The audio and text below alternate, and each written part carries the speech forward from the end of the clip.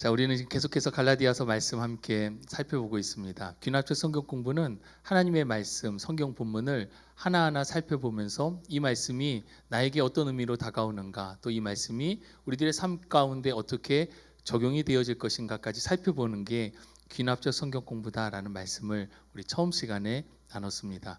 우리 지난 시간에는 갈라디아서 3장의 본문을 함께 살펴보았는데, 먼저 우리 지난 시간에 함께 공부했던 것들을 좀 정리해 보면 좋을 것 같습니다. 3장의 전체적인 제목은 율법에 머무르지 말고 율법에서 믿음으로 나아가야 된다라고 하는 큰 주제를 가지고 우리 갈라디아서 3장의 말씀을 살펴보았습니다. 단락별로 보면 3장 1절에서 5절까지 말씀은 바울이 갈라디아 교회 성도들을 향하여서 성토하고 있습니다. 무엇을 성토하고 있는가?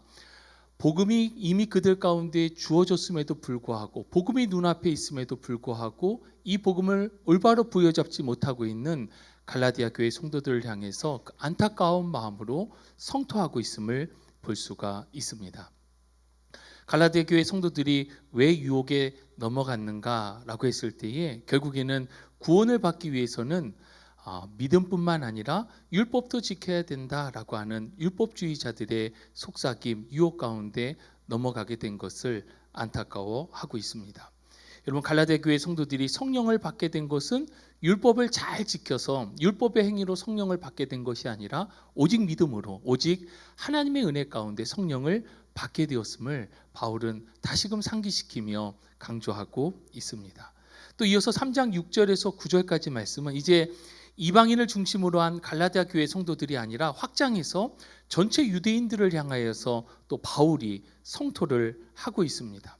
아브라함이 하나님 앞에 의롭다라고 여겨진 것은 아브라함이 율법을 잘 지켜서가 아니라 성경에 보니까 아브라함이 하나님을 믿음으로 하나님께서 아브라함을 의롭게 여기셨다라고 말씀하고 있습니다.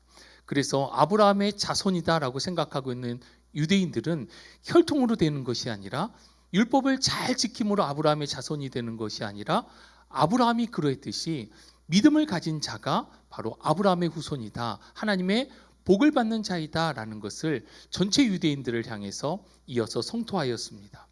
그러면서 3장 10절에서 12절은 이 율법과 관련해서 율법은 한계가 있음에 대해서 이야기합니다. 율법의 행위에 속한 자는 율법을 모두 행할 수가 없기 때문에 결국에는 이 율법을 지키기 위해서 살아가는 자들은 저주 아래 있다라고 강조합니다.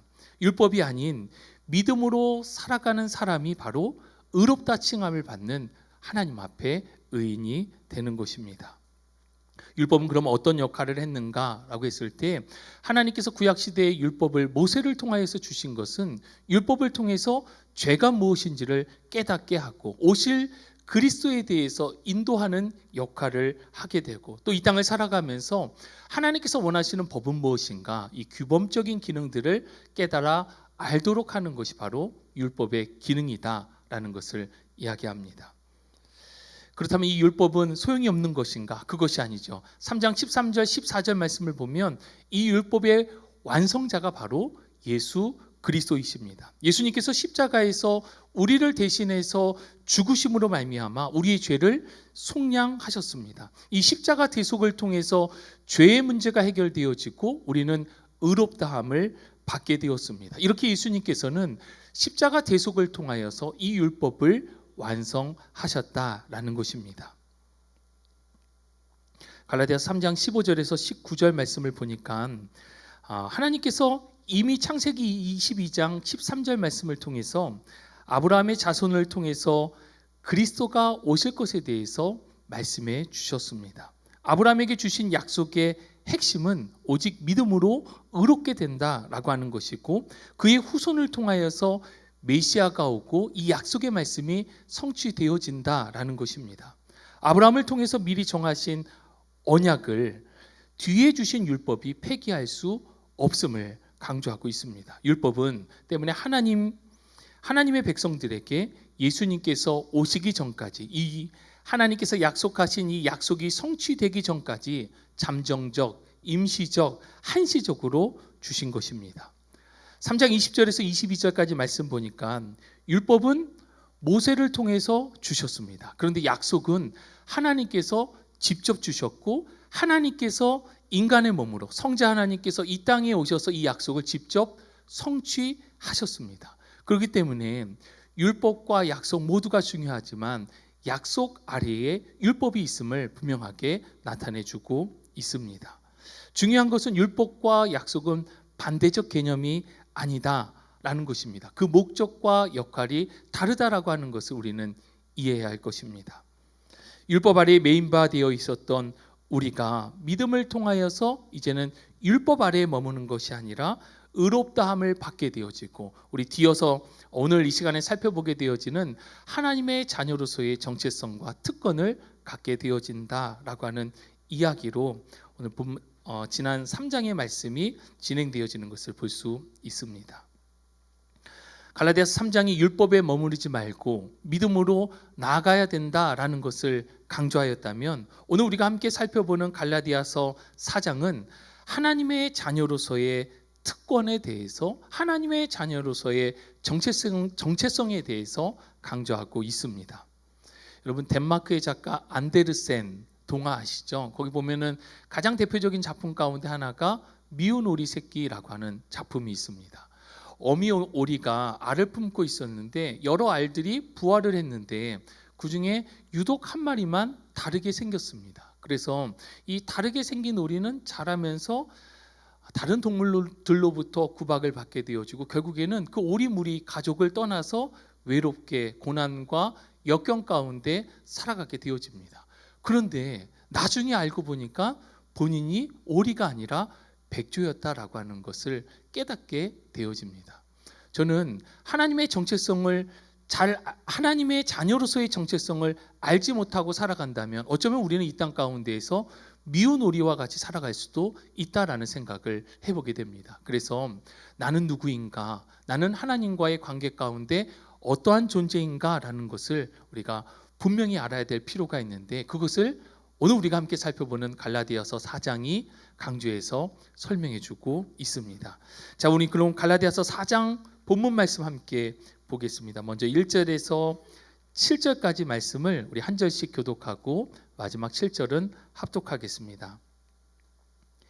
내가 또 말하노니 유업을 이을 자가 모든 것의 주인이나 어렸을 동안에는 종과 다름이 없어서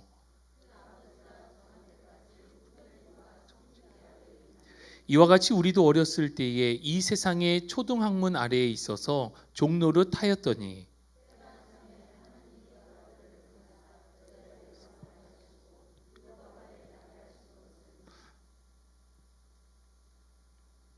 '율법 아래에 있는 자들을 속량하시고 우리로 아들의 명분을 얻게 하려 하심이라.'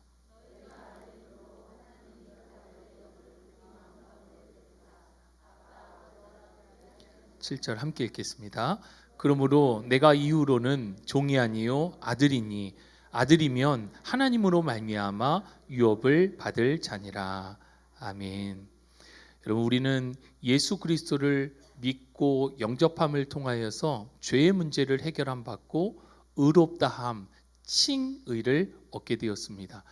칭의, 의롭다함을 얻을 뿐만 아니라 우리는 하나님의 자녀로서 양자됨의 은혜를 함께 누리게 되었습니다. 여기서 하나님의 자녀가 되었다라고 하는 것은 하나님의 자녀로서 갖게 되어지는 권리와 특권을 갖게 되었다라고 하는 것을 의미합니다. 1번을 보니까 바울은 어린 상속자를 무엇에 비유하여 설명합니까? 종에 비유하여 설명합니다. 여러분 상속자는 모든 것의 주인이지만 미성년자일 때는 자신의 의지대로 할 수 있는 것은 없습니다. 종과 다름없는 역할을 한다라고 하는 것입니다. 실제로 당시 로마와 유대의 간섭을 이 본문은 반영하고 있는데 미성년 상속자의 경우에는 아버지가 정한 때까지 후견인과 청지기의 아래에 있다라고 하는 이것을 종이라고 하는 단어로 표현하고 있습니다. 두 번째, 우리도 과거에는 세상에 초등학문에 매여 종노릇을 하였습니다. 바울은 이 비유를 통해서 우리의 영적인 상태에 대해서 적용을 하고 있습니다. 우리도 과거에는 세상의 초등학문에 매여서 종노릇을 하였다라는 것입니다. 여기서 초등학문이라고 하는 것은 세상의 기본적인 원리, 세상의 풍조를 따라서 살아가는 것을 의미할 뿐만 아니라 앞서 살펴보았던 것처럼 율법주의, 신앙과 더불어서 비본질적인 것들을 따라서 신앙생활을 하게 되는 것까지 포함해서 이야기하고 있습니다. 세 번째, 하나님께서 그의 아들을 보내신 목적은 우리를 율법에서 속량하시고 아들의 지위를 주시기 위함입니다. 너무 중요하죠. 하나님께서 그 아들 예수 그리스도를 왜 이 땅 가운데 보내셨는가라고 하는 그 목적이 우리를 율법에서 속량하시고 아들의 지위를 주시기 위해서이다라고 말씀하고 있습니다. 여러분, 우리가 함께 읽은 본문 4절과 5절 말씀은 굉장히 중요한 전환점을 나타냅니다. 하나님께서 그 아들 예수 그리스도를 보내신 목적이 율법 아래에 있었던 우리들을 속량하시고 아들의 지위를 주시기 위함이다라고 하는 것입니다. 그 가운데 4절 처음 시작되는 표현을 보면 때가 참해, 하나님께서 이루시고자 하는 구원의 때에 하나님의 때가 되었을 그 때에 하나님께서 이것들을 이루어 주셨다라고 하는 것입니다. 네 번째, 하나님의 자녀가 된 증거는 성령을 통해 하나님을 아빠, 아버지라 부를 수 있게 된 것입니다. 갈라디아 4장 6절과 7절은 하나님의 자녀가 된 증거에 대해서 제시하고 있습니다. 하나님은 그 아들의 영, 즉 성령을 우리의 마음 가운데 보내주셔서 우리로 이렇게 고백하게 하셨습니다. 아빠, 아버지. 그럼 여러분, 아버지와 아빠, 아버지는 어떤 차이가 있을까요?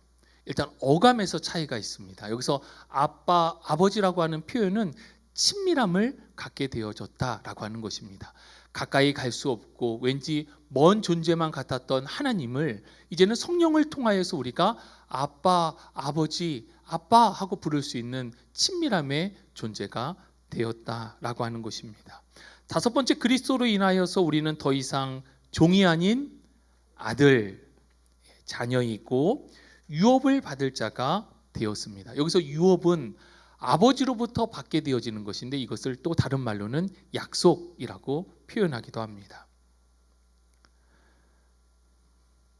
우리 4장 1절에서 7절까지 우리 함께 읽었던 본문을 좀 우리들의 삶 가운데 적용하는 질문을 나눈다면 우리의 삶에서 하나님을 아빠, 아버지 친밀하게 경험하지 못하게 하는 장애물들은 어떤 것이 있는지, 그리고 이러한 장애물들을 어떻게 극복하고 하나님과 더 친밀한 관계를 맺을 수 있을까요? 라고 하는 이 질문 가운데 여러분들은 어떻습니까?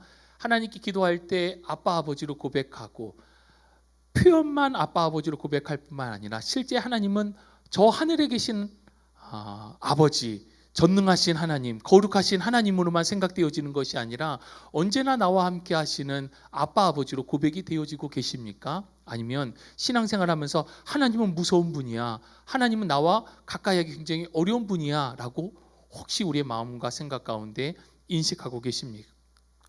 중요한 것은 하나님에 대해서 아빠는 없고 아버지로만 생각하다 보면 엄한 하나님, 무서운 하나님으로 생각할 수 있다는 것입니다. 여러분, 자녀는 부모에 대해서 물론 두려운 마음도 갖지만 본인이 잘못했을 때 언제든지 부모에게 이야기할 수 있는 특권이 있습니다. 잘못했다라고 용서를 구할 수 있고 세상 사람들은 용서할 수 없을지라도 아버지는 자녀이기 때문에 당연히 용서할 수 있는 다른 마음의 그릇을 가지고 있습니다. 저와 여러분들도 신앙생활하면서 하나님에 대해서 친밀한 존재, 나와 함께 하시는, 언제든지 내 마음의 속내를 이야기할 수 있는 아빠, 아버지로 고백할 수 있는 신앙생활이 되시기를 주님의 이름으로 축복합니다.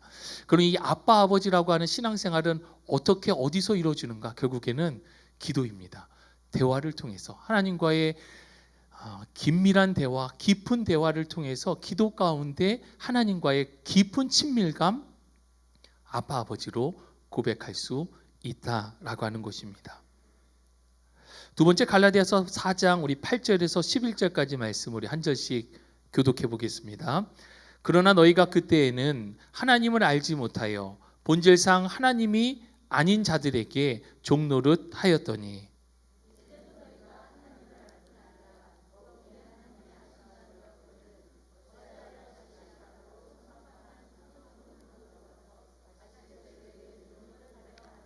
너희가 날과 달과 절기와 해를 삼가 지키니. 아멘. 바울은 4장 우리 8절에서 11절까지 말씀을 통해서 갈라디아 교회 성도들의 과거를 상기시키면서 이야기하고 있습니다. 과거 갈라디아 교회 성도들은 하나님을 알지 못해서 거짓 신들을 섬겼습니다.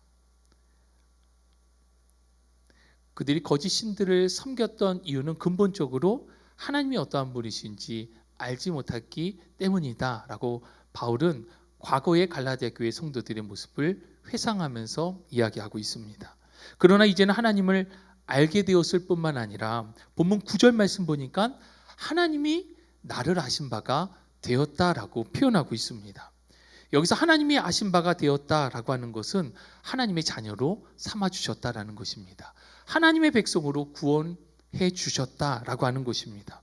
그런데 하나님의 자녀임에도 불구하고 갈라디아 교회 성도들이 다시금 초등학문, 즉 종노릇하는 모습으로 가려는 것을 너무나도 안타깝게 바라보면서 바울은 이것을 영적 퇴보라고 이야기하고 있습니다. 우리 2번 문항을 보니까 하나님을 아는 자들이 다시 초등학문으로 돌아가는 것은 영적 퇴보입니다.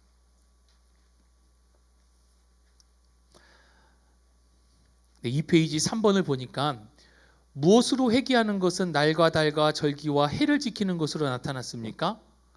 율법주의입니다. 율법주의로 다시금 돌아가는 것은 날과 달과 절기와 해를 지키는 것으로 나타났습니다.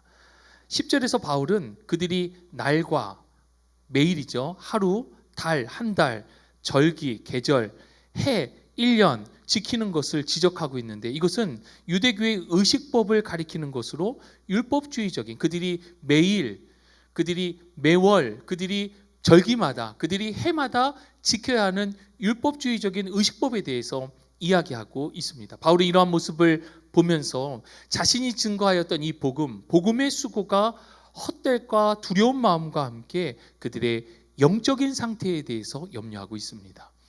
그들의 행동만 바라본 것이 아니라 그들의 그러한 행동의 근본적인 모습은 전하였던 이 복음이 이 영적인 이 흐름들이 그릇된 방향으로 나가는 것을 보고 바울은 안타까워하며 염려하고 있다라고 하는 것입니다. 그래서 네 번째, 바울은 갈라디아 교회의 영적 상태에 대해서 염려하고 있습니다.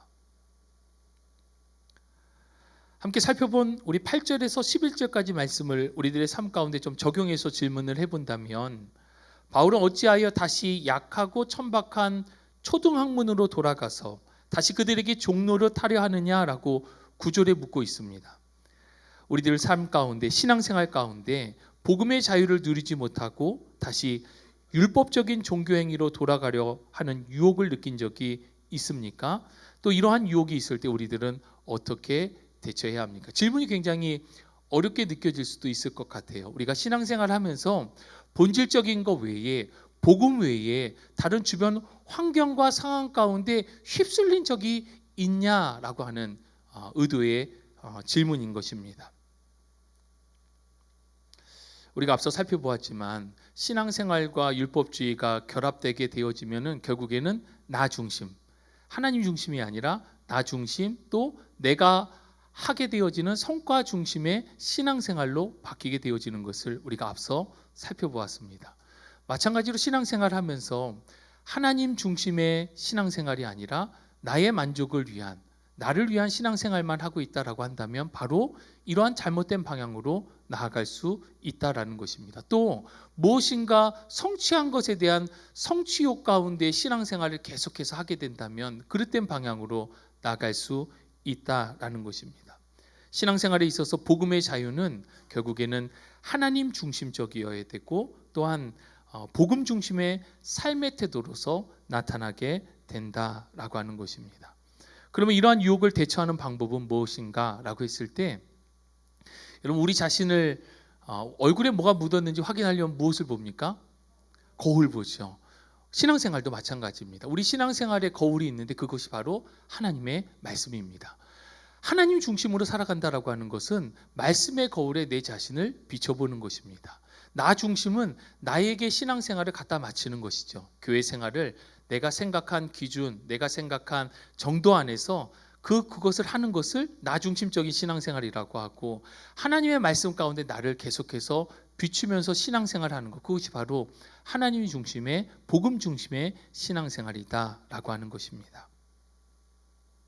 세 번째, 갈라디아서 우리 4장 12절에서 20절까지 말씀 한 절씩 교독하고 마지막 절은 합독하겠습니다. 12절입니다. 형제들아, 내가 너희와 같이 되었은즉 너희도 나와 같이 되기를 구하노라. 너희가 내게 해롭게 하지 아니하였느니라.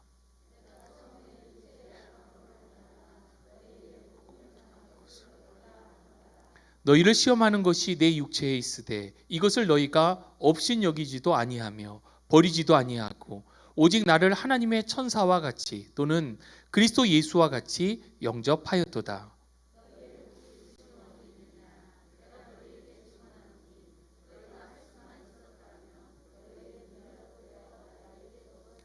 그런즉 내가 너희에게 참된 말을 함으로 원수가 되었느냐?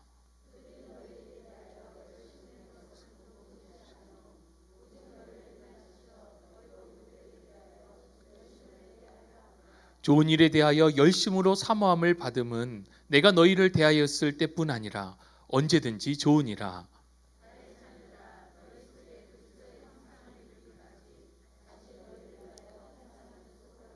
20절 같이 읽겠습니다.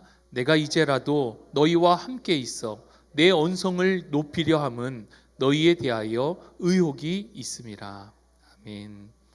바울은 갈라디아 교회 성도들에게 강력한 호소를 하고 있습니다. 어떤 호소인가? 1번입니다. 바울은 갈라디아 성도들에게 자신과 같이 율법에서 자유로워지기를 권하고 있습니다. 바울이 이렇게 갈라디아 교회 성도들을 향해서 율법에서 자유로워지라고 호소할 수 있는 것은 바울 자체가 이 율법 아래에 갇힌 자였기 때문입니다. 바울은 누구보다도 율법적인 사람이었습니다. 그런데 예수님을 만나고 복음 안에서 변화되었을 때에 그는 이전의 삶이 잘못되었다라는 것을 깨닫게 되어지고, 그것을 갈라디아 교회 성도들을 향하여서 간절한 마음으로 호소하고 있다라는 것입니다. 두 번째, 바울이 처음 갈라디아에서 복음을 전할 때 그들은 바울을 하나님의 천사 또는 그리스도 예수와 같이 영접하였습니다. 바울이 처음에 갈라디아 지역에서 복음을 증거할 때의 모습을 본인이 회상하면서 이렇게 적고 있습니다. 그는 육체의 약함 가운데 있었는데 육체의 연약함 가운데에도 복음을 전했고, 그렇게 복음을 전할 때에 성도들이 바울을 어떻게 바라봤다라고요? 하나님의 천사 아니면 그리스도 예수와 같이 바라봤다라고 하는 것입니다. 이것은 바울의 입술을 통하여서 증거되어지고 있는 이 복음을 통하여서 그들은 하나님의 말씀을 들었고 이 복음 앞에 순종함으로 나아갔음을 바울이 이렇게 표현하고 있습니다. 그를 통한 하나님의 말씀이 하나님의 메시지를 증거하는 천사, 복음, 그리스도 예수와 같이 그들은 여겼다라고 하는 것입니다. 세 번째, 바울은 갈라디아 교회 성도들의 변화된 태도에 대해서 어떤 감정을 갖고 있습니까? 안타까움을 표현하고 있습니다. 구원의 소망을 잃어버린 신앙의 태도에 대해서 바울은 안타까움을 표현하고 있습니다. 진리를 말하고 있지만 오히려 바울에 대해서 이제는 적대적인 반응을 하고 있는 이들을 향해서 우리가 원수가 되었느냐라고 이야기하면서 안타까운 마음을 표현하고 있습니다. 복음을 받아들였던 그들은 마치 하나님의 천사와 그리스도 예수처럼 그 메시지를 받았었는데 이제는 원수와 같은 태도, 똑같은 메시지가 증거되어지고 있음에도 불구하고 그들의 마음이 완악하여지고 그릇된 방향성을 갖다 보니까 똑같은 메시지에도 이제는 원수와 같이 되었다라고 하는 것입니다. 네 번째, 거짓 교사들의 열심은 갈라디아 교회 성도들을 바울과 이간시키려는 의도였습니다. 거짓 교사들, 갈라디아 교회에 있었던 믿음만 가지고서는 안 된다, 율법도 지켜야 된다라고 강조하고 그렇게 갈라디아 교회 성도들을 미혹하였던 사람들의 근본적인 의도는 바울의 가르침이 잘못되었다라는 것입니다. 그러니까 바울이 전한 복음은 가짜이기에 바울과 갈라디아 교회 성도들 사이에서 이간을 시키고 있다라는 것입니다. 다섯 번째, 바울은 갈라디아 교회 성도들 속에 무엇이 이루어지기를 간절히 바랬습니까? 그리스도의 형상, 그리스도의 모습이 보여지기를 간절히 바라고 있습니다.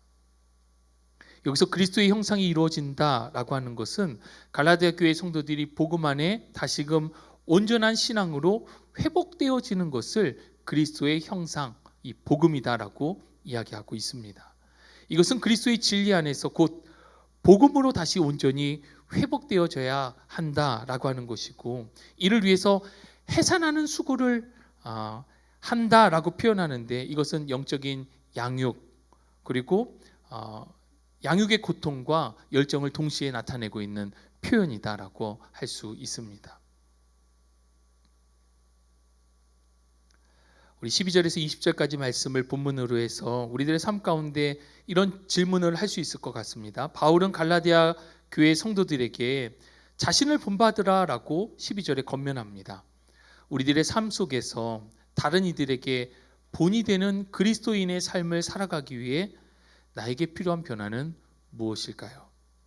먼저 저는 이렇게 얘기하는 수 있는 사람이 얼마나 될까라는 생각을 좀 해봅니다. 여러분, 저를 좀 본받아서 신앙생활 하세요라고 이야기할 수 있는 사람이 과연 얼마나 될까라는 생각을 먼저 하게 되고, 그렇다고 해서 우리가 이런 표현을 못해서는 안 될 것입니다. 왜냐하면 우리는 신앙생활 하면서 본받고자 하는 신앙의 롤모델들이 분명히 있을 것입니다. 이 부분을 내가 본받았으면 좋겠다라고 생각하는 부분들이 있을 텐데, 우리들은 이러한 성화, 그렇게 되어지도록 간절히 사모하면서 또한 기도해야 할 것입니다.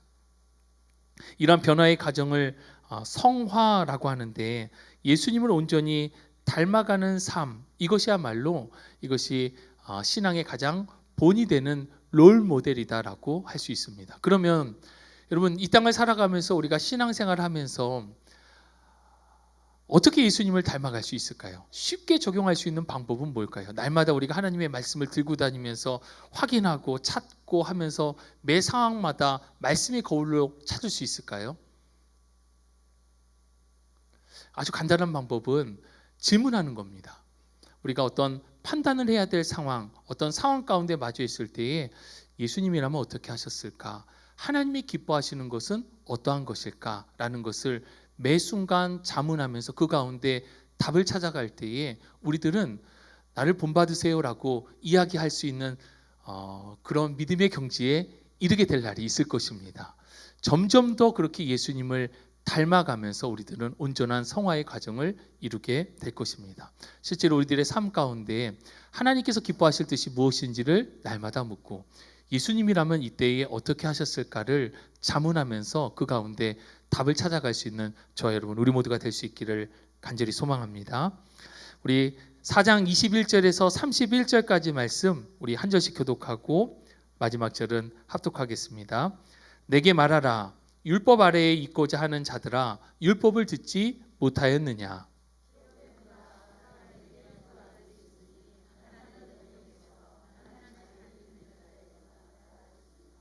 여종에게서는 육체를 따라 낳고 자유 있는 여자에게서는 약속으로 말미암았느니라.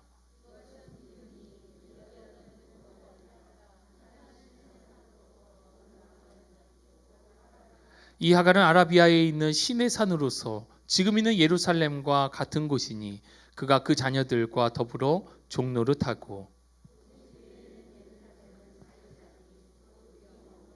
기록된 바 잉태하지 못한 자여 즐거워하라. 산고를 모르는 자여 소리질러 외치라. 이는 홀로 사는 자의 자녀가 남편 있는 자의 자녀보다 많음이라 하였으니,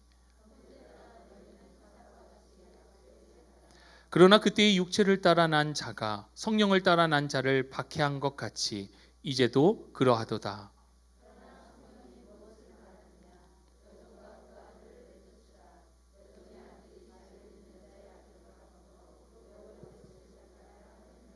31절 같이 있습니다. 그런즉 형제들아 우리는 여종의 자녀가 아니요 자유 있는 여자의 자녀니라. 아멘. 바울은 성경 속에 유대인들이 너무나도 잘 알고 있는, 믿음의 사람들이 너무나도 잘 알고 있는 아브라함의 두 아들과 두 아내에 대해서 이야기하면서 비유로 그것을 설명하고 있습니다. 첫 번째, 바울은 아브라함의 두 아들을 통해서 무엇을 대비시키고 있습니까? 율법과 은혜를 대비시켜서 설명하고 있습니다. 아브라함이 두 아들 이스마엘과 이삭에 대해서 비교하면서 설명하는 것은 율법과 은혜를 대조해서 설명하기 위해 비유로 든 것입니다. 여러분, 아브라함에게는 두 아들이 있었는데 첫 번째 아들은 이스마엘, 두 번째 아들은 이삭이었습니다. 이스마엘은 이삭보다 먼저 난 아브라함의 첫 번째 아들이었습니다. 그런데 이스마엘의 어머니 하갈은 아브라함의 부인인 사라의 종이었습니다. 즉 종으로부터 나온 아들이 바로 이스마엘입니다. 반면에 이삭은 아브라함과 사라 사이에서 나온 아들인데 그냥 나온 아들이 아니라 하나님께서 약속을 주셨고 이 약속이 그대로 성취되어서 이 땅에 태어나게 된 아들이 바로 이삭입니다. 바울은 하갈을 신의 산과 연결해서 하갈과 이스마엘은 율법의 언약을 상징한다라고 밝히고 있습니다. 여기서 율법의 언약이라고 하는 것은 하나님께서 주신 것이지만 종으로서의 한계, 제한되는 부분이 있다라고 하는 것입니다. 이번에 하갈은 신의 산과 연결이 됐고 이것은 율법의 언약을 상징합니다. 3번의 위에 있는 예루살렘은 무엇을 상징합니까? 자유를 상징하며 이는 우리의 어머니입니다. 하갈과 대조적으로 사라는 위에 있는 예루살렘이다라고 표현을 합니다. 즉 자유를 상징하는 어머니와 같다라고 표현하고 있습니다. 종이 된 자와 그렇지 않은 약속이 있는 자 사이에서의 차이를 분명하게 말씀하고 있는 것입니다. 이것은 아브라함을 잇는 아들로서의 자유함과 더불어서 유업을 받는 약속의 자녀이다. 누가요? 믿음 안에 있는 우리들이, 성도들이 바로 이 유업, 약속 안에 있는 자녀들임을 이야기하고 있습니다. 성도들은 이삭과 같은 약속의 자녀입니다. 5번에 육체를 따라난 자가 성령을 따라난 자를 박해하는 것은 지금도 계속됩니다. 이 이야기는 육체를 따라난 자들은 무엇입니까? 율법주의자들을 이야기하고 있어요. 그러니까 복음 이외에 비본질적인 것들이 더하여져야 한다라고 이야기하고 있는 사람들인데 그것은 신앙생활을 하고 있는 교회 현장 가운데에도 여전히 나타나고 있고 그러한 어려움을 믿음의 사람들 가운데 주고 있다라고 표현하고 있습니다. 이것은 비단 이때 당시에 갈라디아 교회뿐만 아니라 신앙생활을 하고 있는 우리들 또한 이러한 미혹, 유혹, 어려움들이 있을 것에 대해서 말씀해 주고 있습니다. 그러면서 마지막 31절은 자유 있는 여자의 자녀, 즉 약속의 자녀로서 하나님의 자녀로서 그 정체성을 강조하면서 4장 본문의 말씀이 마무리가 되고 있습니다. 우리 21절에서 31절까지 말씀 가운데 우리에게 적용할 수 있는 질문을 좀 나눠본다면 먼저 31절에 우리는 여종의 자녀가 아닌 자유 있는 여자의 자녀입니다 라고 하는 이 말씀에 그리스도 안에서 이 자유를 우리들의 일상 가운데 우리들은 누리고 있는가? 아니면 반대로 자유를 누리지 못하게 하는 요소들이 있다면 그것은 무엇인가? 그리스도 안에서 자유를 더욱 풍성히 누리기 위해서 우리들은 어떤 변화가 필요할 것인가? 라고 하는 질문입니다.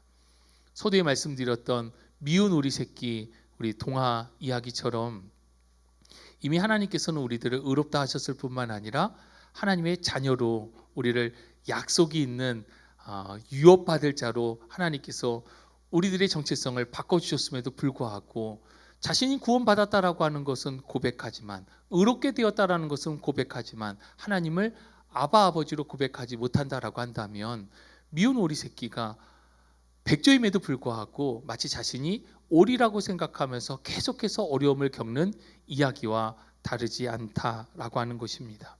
하나님의 자녀로서의 자유, 하나님의 자녀로서의 권세, 하나님의 자녀로서의 특권을 우리에게 주셨습니다. 그럼에도 불구하고 우리들이 하나님의 자녀임을 망각하고 우리 주변에 있는 풍조를 따라, 초등학문을 따라 세상이 초등학문과 율법의 속박 아래에 살아가고 있지는 않은지 늘 우리 자신의 모습을 점검해 보아야 할 것입니다. 우리는 더 이상 종이 아니라 하나님의 자녀입니다. 그리스도 안에서 참된 자유를 누리는 약속의 자녀로서의 삶을 살아갈 수 있기를 주님의 이름으로 축복합니다. 자, 그럼 우리 좀 정리를 해볼 텐데요. 마지막 4페이지를 보시면 하나님의 자녀됨의 특권은 무엇인가? 라고 했을 때 본문 말씀에 나와 있는 내용을 중심으로 해서 하나님의 자녀는 이런 특권을 갖고 있어 여기까지로 좀 정리를 해보았습니다. 첫 번째는 아빠 아버지입니다. 친밀한 관계. 하나님은 멀리 계신 분이 아니라 언제나 나와 함께 계시고 나의 기도를 들으시고 나를 아시는 하나님이시다라고 하는 것이고요. 두 번째, 우리를 율법 아래에서 자유케 하신 분이시다라는 것이고요. 은혜로 말미암아 우리가 자유로워졌다. 세 번째, 우리들은 하나님 나라의 상속자가 되어졌다. 하나님의 자녀로서 상속자가 되었다. 네 번째는 하나님의 영이 우리 안에 성령께서 내주하고 계신다. 성령의 인도하심을 따라서 성령의 능력을 따라서 살아갈 수 있는 존재가 되었다라는 것입니다. 다섯 번째는 더 이상 종이 아니라 하나님의 자녀, 하나님의 아들로서의 지위를 갖게 된다. 그리고 결국 우리는 하나님을 아바 아버지라고 부를 수 있는 하나님의 가족이 되어졌다라는 것입니다. 여섯 번째는 그 하나님의 보호하심과 돌보심 가운데 우리들은 거하게 된다. 가족이기에 아버지이기에 우리들이 필요한 것들을 공급하여 주시고 예비하시고 채워주시고 지켜보아여 주신다라는 것입니다. 일곱 번째는 우리가 언제든지 하나님께로 나아갈 수 있게 된 것은 그리스도께서 우리를 위해서 중보하심을 통하여서 우리는 하나님께로 나아갈 수 있는 특권, 아들된 특권이 생겼다라는 것입니다. 여덟 번째, 그래서 우리는 그리스도의 형상을 회복하고 그리스도를 더 닮아가는 성화의 삶을 살아갈 수 있고, 여기서 성화라고 하는 것은 율법이 아니라 예수 그리스도를 점점 더 닮아가는 것, 이것이 바로 성화의 삶입니다. 이런 영적 성장의 기회가 우리들 가운데 주어졌고, 아홉 번째는 하나님의 나라, 하나님의 영광을 위해서 우리들 가운데 주신 사명을 감당할 수 있는 주의 자녀, 하나님 나라의 백성이 되었다. 마지막으로 열 번째, 그래서 우리는 이 땅을 살아가면서 이미 영원한 생명을 약속받았기에 이 땅에서 그 영원한 생명을 누리는 삶, 구원의 확신 가운데 살아가는 존재이다 라고 하는 것입니다. 우리가 하나님 나라의 하나님의 자녀로서의 정체성에 대해서, 특권에 대해서, 지위에 대해서 살펴보았는데, 저는 본문을 공부하면서 이런 생각을 했습니다. 정체성에 대해서 아는 것 너무 중요합니다. 그런데 아는 것에서만 그쳐서는 안 되고 그렇게 살아가는 것이 정말 중요합니다. 답게 살아가는 것입니다. 하나님의 자녀는 하나님의 자녀답게 살아가야 할 것입니다. 성도는 성도다워야 하고 교회는 교회다운 것, 이것이 바로 우리들 가운데 주신 정체성, 그 정체성 안에서 살아가는 은혜일 것입니다. 정체성이란 상황과 장소에 따라서 바뀌어지는 것이 아니죠. 언제 어디서나 그냥 그런 겁니다. 그래서 하나님의 자녀답게 이 땅을 살아갈 수 있는 하나님의 자녀된 삶을 누리는 저와 여러분 될 수 있기를 주님의 이름으로 축복합니다.